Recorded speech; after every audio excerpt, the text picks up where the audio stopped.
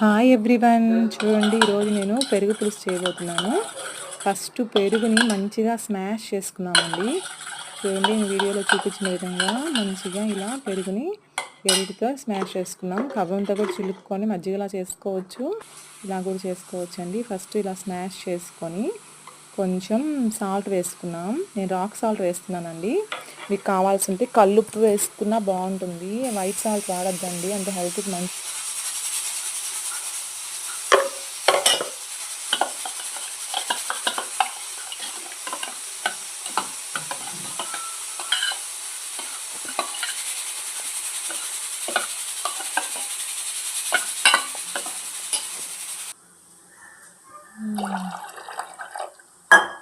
ఇప్పుడు వాటర్ వేసుకున్నాను. మంచిగా వాటర్ వేసుకొని కలిపే దాంట్లో పెరుగులో వాటర్ వేసి కలుపుకున్నాను.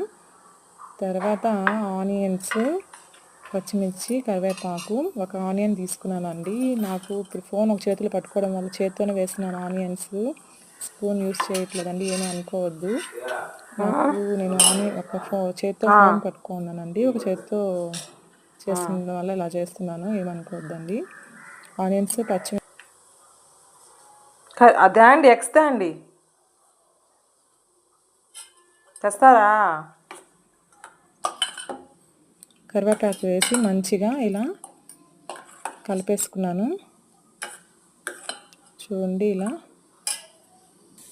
కలిపేసుకున్న తర్వాత మనం తిరగమాత పెట్టుకోవడం అండి. చాలా సింపుల్ అండి, టేస్ట్ చాలా బాగుంటుంది. ఇట్లా పెరుగు పులుసు చేసుకుంటే ఆనియన్స్, పచ్చిమిర్చి కొంతమంది వేయిస్తారు, అలా వేయించిన అవసరం లేదు. చూడండి నేను ఇలా తిరగమాతలో ఇవి మన ఊర మిరపకాయలు అంటారు కదా, ఉప్పు మిరపకాయలు అని అంటారు కొంతమంది ఊర మిరపకాయలు అంటారు. టేస్ట్ బాగుంటాయండి తిరగమాతలు ఇలా వేయడం వల్ల. చూడండి తిరగమాత ఇలా పోసేస్తున్నాను. చూడండి ఒక చేతితో చేయడం వల్ల నాకు కొంచెం డిఫికల్ట్గా ఉంది. చూడండి ఇలా పోస్తున్నాను.